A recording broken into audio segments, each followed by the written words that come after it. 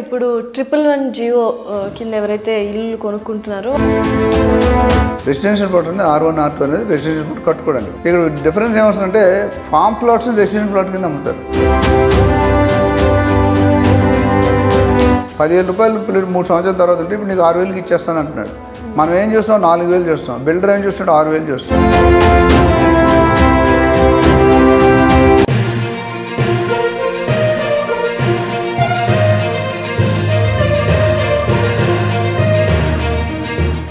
ఇప్పుడు 111 జియో కింద ఎవరైతే ఇల్లు కొనుక్కుంటున్నారో వాళ్ళు ఎటువంటి జాగ్రత్తలు తీసుకోవాలి? 111 అనేది కేసీఆర్ గారు గవర్నమెంట్ పడిపోవడానికి ఒక రీజన్. అది ధరణి ఒకటి, ఇది ఒకటి, అక్కడ ఏపీ ల్యాండ్ టైటిలింగ్ ఒకటి, ఆంధ్రాలో కొన్ని ఎఫెక్ట్ అయినాయి. నేను 111 జియో అంటే ఏంటి అసలు చాలా మంది ఎక్కడ మోసపోతున్నారంటే, అంతకుముందు ఒకసారి డిఫరెన్స్ చెప్తాను. అగ్రికల్చర్ ల్యాండ్స్ అనేది ఎకర్స్లో అమ్మాలి, ఫామ్ ప్లాట్స్ అనేది గుంటాస్లో అమ్మాలి. 1 గుంట = 121 స్క్వేర్ యార్డ్స్. రెసిడెన్షియల్ ప్లాట్ అనేది R1 R2 అనేది రెసిడెన్షియల్ ప్లాట్ కట్టుకోవడానికి. ఇక్కడ డిఫరెన్స్ ఏమొస్తుందంటే ఫామ్ ప్లాట్స్ రెసిడెన్షియల్ ప్లాట్ కింద అమ్ముతారు.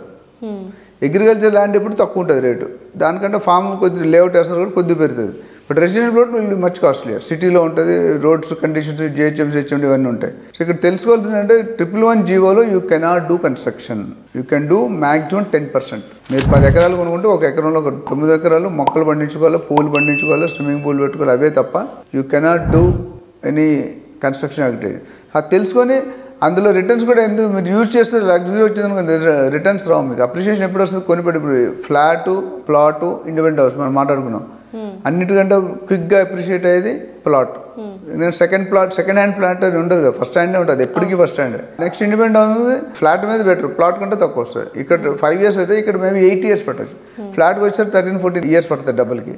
సో పెట్టుకునేటప్పుడు మీరు క్లియర్గా ఒక లీగల్ లాయర్ కానీ ఇలాంటి మాలాంటి ప్రొఫెషనల్ రియల్ ఎస్టేట్ కన్సల్టెంట్ కానీ పెట్టుకుంటే, లేటెస్ట్గా FTL buffer zone, age conservation zone, 111 zone, peri urban zone. ఇప్పుడు 111 జియోలో 10% కట్టుకోవచ్చు. మొయినాబాద్ చెవలు వెళ్తే అన్ని ఫామ్ హౌస్ ఉంటాయి పెద్ద పెద్ద వాళ్ళందరూ.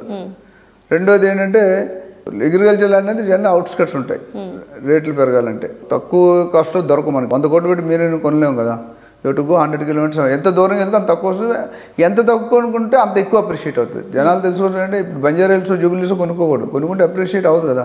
3 లక్షలు ఉంది, ఆఫ్టర్ 5 years ఎంత అవుతుంది? 3,15,000, 3,20,000 మ్యాక్సిమం. అదే 3 లక్షలకి 300 గజాలు కొనుక్కుంటే అక్కడ డిఫరెంట్ ఉంటుంది. 10 రూపాయలు కాస్త 50,000 అవ్వడం ఈజీ. 3 లక్షలు 4 లక్షలు అవ్వదు. సో ఎప్పుడు దూరంగా కొనుక్కొని అంటే డెవలప్మెంట్స్ చూసుకోవాలి. లొకేషన్ చుట్టూ గవర్నమెంట్ డెవలప్మెంట్స్ వస్తున్నాయి, ప్రైవేట్ డెవలప్మెంట్స్ ఏమున్నాయి, వెంచర్స్ ఏమున్నాయి, ఇవి చూసుకొని కొన్నాయి. ఏదో తక్కువ వస్తుందని కొనుక్కోండి. చాలామంది హైదరాబాద్లో 70-80% లిటిగేటెడ్ ల్యాండ్స్, అది అందరికీ తెలుసు. చెన్నైలో 100% క్లారిటీ ఉంటుంది ల్యాండ్స్. కొన్ని ప్లేసెస్ ఉంటాయి, బాంబేలో ఉంటాయి కొన్ని. సో ఇక్కడ లిటిగేషన్ ల్యాండ్ కొనుక్కుంటే యూ విల్ బికమ్ బ్యాంకర్. మీకు అప్రిషియేషన్ కాదు కదా, you will be out of the box. So కొనుక్కునేటప్పుడు ఫస్ట్ నా సజెషన్ అంటే ఎవరైనా ఫస్ట్ టైం సెకండ్ టైం కొనుక్కునేటైతే let them approach a professional agent in the market. చాలా మంది ఉన్నారు, నేనున్న నాలుగు చాలా మంది ఉన్నారు. వాళ్ళకి ఎవరు నచ్చితే వాళ్ళ దగ్గర తీసుకోండి. తర్వాత బిల్డర్ ఇచ్చే లీగల్ ఒపీనియన్ మీద డిపెండ్ అవ్వకూడదు. మన లాయర్తో, మనకు నమ్ముకున్న లాయర్తో లీగల్ ఒపీనియన్ తెప్పించుకోవాలి. అదేవిధంగా మిటేషన్ కానీ, లింక్ డాక్యుమెంట్స్ కానీ last 50-40 years minimum link document చూడాలి. ఎక్కడ నుండి లింక్ అంటే ఎన్ని చేతులు మారాయి. ఈసీలో ఏముంటుంది, ఈ ప్రాపర్టీ ఏమైనా మార్ట్గేజ్ ఉందా, దీని మీద ఏమైనా లోన్ ఉందా, దీని హ్యాండ్లో ఉంటే తెలియదు. మళ్ళీ you should do a thorough survey. Sub రిజిస్టర్కి వెళ్ళి చెక్ చేయాలి. Different place. ఇప్పుడు HMDలో చెక్ చేయాలి, పర్మిషన్ ఉందా లేదా, లేదా DTCలో చెక్ చేయాలి, రేరాలో చెక్ చేయాలి. ఇవన్నీ చెక్ చేయకుండా కొనుక్కుంటే వాల్యూ అనేది రాదు. ఇల్లీగల్ ప్రాపర్టీ మీరు కొంటారా తక్కువకి ఇచ్చినా, నేను కొంటా ఎవరు కొన్నాం కదా. సో బయర్స్ చాలా మంది ఇప్పటికీ నేను చెప్పిన ప్రీ లాంచ్ మనం చూసుకుంటే దాని మీద కూడా టాపిక్ ఉంటుంది. ప్రీ లాంచ్లో latest Suvarnabhumi top of the top brand ambassadors ఉన్నదని మీకు తెలిసే ఉంటుంది, రైట్? అయిపోయింది. అట్లా భారతీయ బిల్డర్స్, RJ వెంచర్స్, సాహితీ, దాదాపు లాస్ట్ 6 నెలలో 10 కంపెనీలు బోర్డు తిప్పేసావు. 10,000 కోట్లైనా అయి ఉండొచ్చు. So who is going to buyer? నేను ప్రతి వీడియోలో మనం చెప్తున్నాం, మనం పబ్లిక్ ఎడ్యుకేట్ చేయడానికి. Please do not by on pre launch project. Pre launch పెట్టిందే పేరు, బోర్డు తీరు. డబ్బులు లేవు మన దగ్గర. బిల్డర్ ఎప్పుడైతే డబ్బులు లేవో ఎలా కడతాడండి? కట్టిన తర్వాత ఏముండదు. అడ్వాంటేజ్ ఏంటంటే మీకు నచ్చిన ఏరియాలో దొరుకుతుంది ప్లాట్ కానీ, ఫ్లాట్ కానీ. ఎందుకంటే lake view, north east, club view, park view అన్నీ చూసుకొని కొనుక్కుంటారు. కానీ నష్టాలు ఏంటి? ఇంకో అడ్వాంటేజ్ అంటే ప్రైస్ తక్కువగా వస్తుంది. నష్టాలు అసలు బిల్డర్ ప్రాజెక్టు పర్మిషన్ రాకపోవచ్చు, కట్టకపోవచ్చు, బోర్డు తిప్పేసి వెళ్ళిపోవచ్చు. 90% యూర్ పేయింగ్. అండ్ మనం ఏం చేస్తున్నాం, పబ్లిక్ 10,000 రూపాయలు 3 సంవత్సరాల తర్వాత ఉంటే ఇప్పుడు నీకు 6,000కి ఇచ్చేస్తాను అంటున్నాడు. మనం ఏం చూస్తున్నాం 4,000 చూస్తున్నాం, బిల్డర్ ఏం చూస్తున్నాడు 6,000 చూస్తున్నాడు. There is a difference slip between the cup and the lip. అదే ఆలోచించాలి. అందుకని నేను చాలా వీడియోస్ చెప్పాను, మీరు అందరూ బాగుండాలి, దానికి కారణం నేనై ఉండాలని. అంటే మీరు హ్యాపీగా ఉండాలి, దానికి రీజన్ అంటే నేను మీకు ఒక ప్రాపర్టీ కొనిపించి నేను ఒక 2012లో 11-12లో ఒక ప్రాపర్టీ 40 crores చేశాను బంజారాహిల్స్లో. Today that property 130 crores. 40 crores ఎక్కడ 130. ఆయన దగ్గర నాకు 10 డీల్స్, ఒక డీల్ చేస్తే 10 డీల్స్ పంపించాడు ఆయన.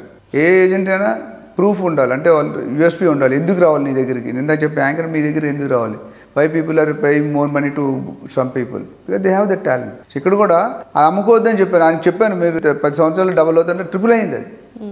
40 crores 130 crores బ్యాంక్ నుండి అవుతుందా? 10 సంవత్సరాలు కూడా డబుల్ అవ్వదు, 3 times అయింది.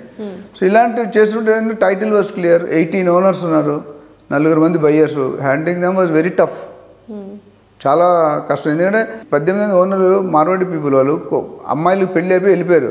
ఆ కోడల దగ్గరికి వెళ్ళితే నువ్వు ఏం హాస్టల్ లాయించుకుంటావు అవుతాను అడుగుతున్నాడు బ్రదర్ని.